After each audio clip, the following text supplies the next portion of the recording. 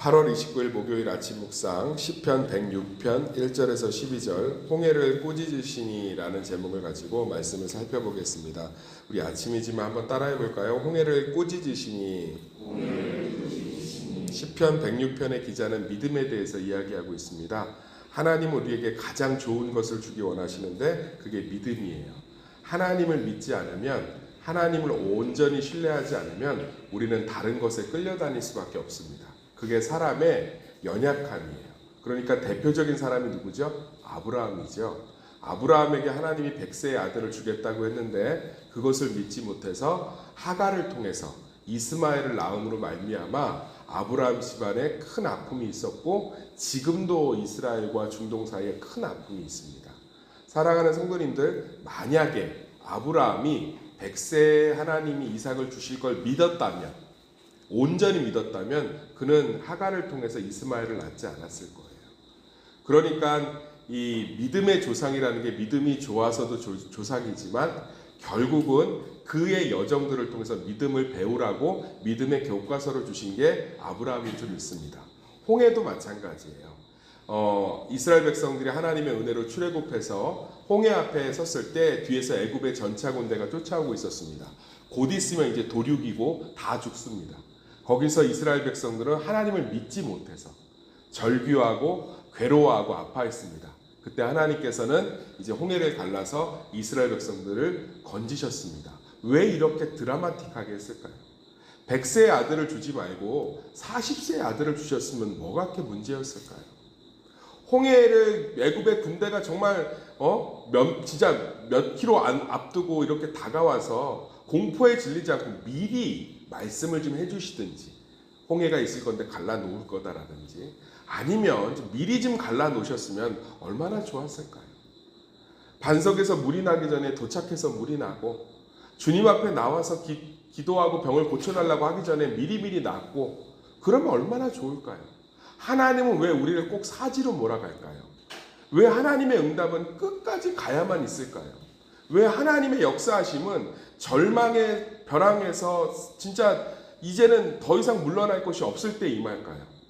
하나님께서 우리 믿음을 훈련시키기 위함인 줄 믿습니다. 죽지 않는다는 걸 경험해야. 그게 믿음이거든요. 하나님은 우리를 내버려 두지 않는다는 걸 경험하고 분명히 알아야 다시는 그런 일이 없다라는 걸, 그런 어려움 속에서 두려움 속에서도 하나님을 바라볼 수 있는 믿음이 자라기 때문에 그렇습니다. 번지점프를 한 적이 있습니다. 번지점프를 하는데 청년들이 굉장히 무서워했어요. 그래서 신청자를 받아서 했는데 이제 몇 번 이렇게 하다 보니까 이제 한 두세 번 반복한 청년들은 그 다음부터 무서워하지 않아요. 왜 그러죠? 이제 번지 그 높은 곳에서 떨어져도 그 줄이 나를 지탱해주고 정말 안전하다는 걸 깨닫고 나선 오히려 괴성을 지르고 사진 찍으라고 포즈를 취하면서 즐기는 것들을 본 적이 있습니다. 사람이 상당히 연약하고 미련합니다. 그래서 눈앞에 있는 상황만 보고 죽을 것 같아 두려워 이곳저곳을 헤매며 끌려다니기가 좋습니다. 그런데 벼랑 끝에서도 죽이시지 않으시고 어떠한 상황에서도 구원하시며 모든 것 가운데 나를 내버려 두지 않을 하나님을 자꾸 경험하다 보면 그것이 한 번, 두 번, 세 번, 그러면 하나님을 온전히 신뢰하게 되는 거죠. 그러면 삶 가운데서 어떠한 일이 있어도 이제는 하나님만을 따라가게 됩니다. 하나님께서 우리의 삶을 벼랑 끝으로 모시는 것은 하나님을 경험케 하기 위함인 줄 믿습니다. 그렇게 해야만 죽지 않는구나. 하나님이 나를 내버려 두지 않는구나. 하나님이 끝까지 나를 책임지는구나. 제가 참 안타까운 것들은 우리가 이 고비를 넘기지 못할 때가 참 많습니다. 하나님께서는 우리의 삶을 모든 것을 주관하고 계십니다. 우리 삶에 있는 것은 사람 때문이 아니요, 내 실수 때문이 아니요, 하나님께서 함께 하시는 줄 믿습니다. 하나님께서 주관하시면 실수도 다 막을 수 있어요. 제가 부흥 집회를 앞두고 피곤해서 잠이 자는데 누가 저를 발밑에서 깨워요. 일어나라. 근데 그 음성을 지금도 기억합니다. 남자도 아니고 여자도 아니고 아주 온화한 음성이에요. 저는 그게 천사의 음성이었다고 생각합니다. 그러면서 저를 아주 온화하게 흔들어 깨워요. 일어나라. 그래서 일어났더니 제가 제 잠자리 옆에 스탠드를 두고 자는데 그 스탠드가 빠직빠직 타고 있더라고요. 만약에 그것들을 제가 누가 깨워서, 천사가 깨워서 일어나서 발견하지 못했다면 그 다음날 집회 때 제가 갈 수가 없었을 거예요. 하나님께서는 우리 실수를 막으실 수 있어요. 하나님께서는 우리 연약함을 막으실 수 있습니다. 하나님은 우리의 부족함을 해결할 수 있는 분이에요.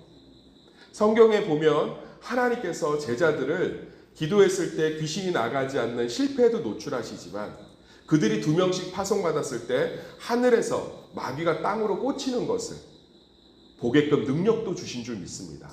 그런데 하나님께서는 때로는 실패하고 넘어지고 연약하고 실수하고 아프게 하시면서 너희 삶의 구원이 하나님에게만 있음을 경험케 하기 위함인 줄 믿습니다. 그걸 경험해야 오직 하나님만 따라가기 때문에 그렇습니다. 저도 목회를 하면 항상 하나님께 묻는 게 있습니다. 왜 그렇게 벼랑 끝으로 모시고, 왜 때로는 사지로 모시기도 하고, 왜 하나님께서 미리 알려주시지 않고, 때로는 하나님께서 충분히 감당할 수 있는 것들을. 그런데 지금 생각해 보면 하나님께서는 그것을 통해서 저의 믿음을 자라게 하고 계셨습니다. 왜냐하면 믿음이 모든 축복의 통로요, 믿음이 모든 축복의 그릇이요, 믿음이 모든 것을 이기게 하는 가장 강력한 힘이기 때문에 그렇습니다. 사랑하는 성도님들, 우리의 삶에 우연은 하나도 없습니다. 애굽의 군대가 그렇게 쫓아오게 못하게 만드실 수 있었어요. 그래서 이스라엘 백성들이 준비가 안 돼 있으니까 불기둥 구름기둥으로 애굽의 전차들이 이스라엘 백성들에게 가까이 오지 못하게 막으시잖아요. 우는 사자와 같이 우리를 향해서 공격하려고 하지만 그 목에 쇠사슬이 매어서 다가오지 못하는 거예요. 하나님께서 고난이 우리를 잠식하고 죽여버리게는 하지 않으십니다. 왜요? 그것은 하나님이 원하시는 뜻이 아닙니다. 그러나 하나님은 우리의 믿음이 자라기를 원하십니다. 우리의 믿음이 자라야 생각이 바뀌고, 믿음이 자라야 하나님만을 따라가고, 믿음이 자라야 우리가 온전해지기 때문에 하나님 우리 믿음을 자라게 하시는 줄 믿습니다. 제가 존경하는 목사님의 설교를 들으면서 그분이 그런 얘기를 해요. 하나님 우리 잘 먹고 잘 사는 거, 병 낫는 거, 행복한 거 관심 없습니다. 하나님은 우리의 믿음이 자라는 것에 관심이 있습니다. 그 말이 이해가 됩니다. 그게 전부기 때문에 그렇습니다. 믿음이 있고 믿음이 자라야, 믿음이 강건해야 모든 것을 이기고도 남기 때문에 믿음이 있어야 되는 줄 믿습니다. 하나님께서 뭐라고 얘기하십니까? 의인은 믿음으로 산다고 로마서에 말씀하고 있지 않습니까? 마태복음 9장 23절에 믿는 자에게는 능치 못한 일이 없는다고 얘기하고 있습니다. 히브리서 11장 6절에 믿음이 없이는 하나님을 기쁘게 하지 못한다고 했습니다. 요한일서 5장 4절 제가 너무나 좋아하는데요. 하나님에게로 난 자마다 세상을 이긴 자라. 그 이김은 믿음에 있느니라. 하나님은 우리를 이기게 하기 위해서, 하나님은 우리를 승리케 하기 위해서 믿음을 훈련시키고 계신 줄 믿습니다. 우리의 삶은 믿음을 훈련하는 시간들인 줄 믿습니다.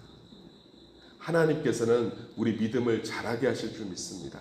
그래서 여러 가지 어려움 속에서, 여러 가지 고난 속에서 내가 원하는 대로 삶이 풀리지 않아도 그 안에서 하나님은 우리 믿음을 자라게 하심으로 말미암아 너의 구원이, 너의 보상이, 너의 인정받음이, 너의 위로가, 너의 생계가 나에게 있음을 알리시는 줄 믿습니다. 프란치스코 대성당에 소속되어 있는 수도원에 보면 벽에 이렇게 기록되어 있습니다. 어떤 신부가 기록한 것 같아요. 제 가슴을 울리는 문구였습니다. 나라가 변해야 되는 줄 알고 나라를 위해서 기도했습니다. 왕이 변해야 되는 줄 알고 왕을 위해서 기도했습니다. 교회가 변해야 되는 줄 알고 교회를 위해 기도했습니다. 교황이 변해야 되는 줄 알고 교황을 위해 기도했습니다. 그러나 내 인생의 말미에 너무 늦게 깨달았습니다. 내가 변했어야 됩니다. 하나님은 우리 믿음을 자라게 하고 계신 줄 믿습니다. 홍해의 끝자락에 이스라엘 백성들이 오늘 시편 106편의 1절에서 11절 말씀처럼 그렇게 의심하고 원망하고 어찌하여 우리를 죽이려고 여기까지 끌고 왔냐고 부르짖는 것을 시편 기자는 죄라고 이야기하고 있습니다. 하나님을 믿지 못하는 게 죄인 줄 믿습니다. 한번 경험해 보세요. 어린 자녀가 부모의 약속을 믿지 못해서 매번 의심하고 매번 물어보고 매번 따지고 딴 길 찾고 그 관계가 온전하겠습니까? 가슴이 안 아프시겠어요? 정말 나 등록금 해줄 거예요? 능력 없잖아요. 못 해줄 것 같은데? 안 해줄 것 같은데? 아니 나 모르겠는데? 나 그냥 나쁜 일 해서라도 돈 벌어서 등록금 마련할게요. 진짜 해줄 수 있어요? 안 해줄 것 같은데? 하나님이라고 생각해 보세요. 모든 것을 하실 수 있고 모든 것을 알고 있는데 개미보다도 못한, 벌레보다도 못한 곤고한 자고 죄인 중에 괴수인 인간이 그 하나님을 믿지 못할 때 마음이 어떠실지. 진짜 홍해 가를 수 있어요? 내가 생각할 때 못하실 것 같은데? 진짜 이 문제 끝낼 수 있어요? 내가 생각할 때 못하실 것 같은데? 진짜 내 인생 도우실 거예요? 내가 생각할 때 못할 것 같은데? 얼마나 교만입니까? 사실은 하나님을 내 수준으로 완전히 끌어내리다 못해서 내 밑으로 두고 있는 거죠. 왜 오늘 시편 106편의 기자는 하나님을 믿지 못하는 것을 죄라고 했습니까? 그것은 하나님과의 관계, 하나님의 정말 신실하심, 전능하심을 완전히 무시하는 것이기 때문에 그렇습니다. 나와 비슷한, 어떨 때는 더 나은 것 같은 자녀가 나를 의심하고 믿지 못해도 속이 타는데, 속상한데, 하물며 피조물인 사람이 삶 가운데 어줍지 않은 경험과 이성으로 하나님, 온 우주를 만드시고 창조한 하나님을 믿지 못한다면 그 그릇에 무엇을 담을 수 있겠습니까? 지금도 변함없이 믿음은 모든 것을 가능케 하는 하나님의 능력이 되는 줄 믿습니다.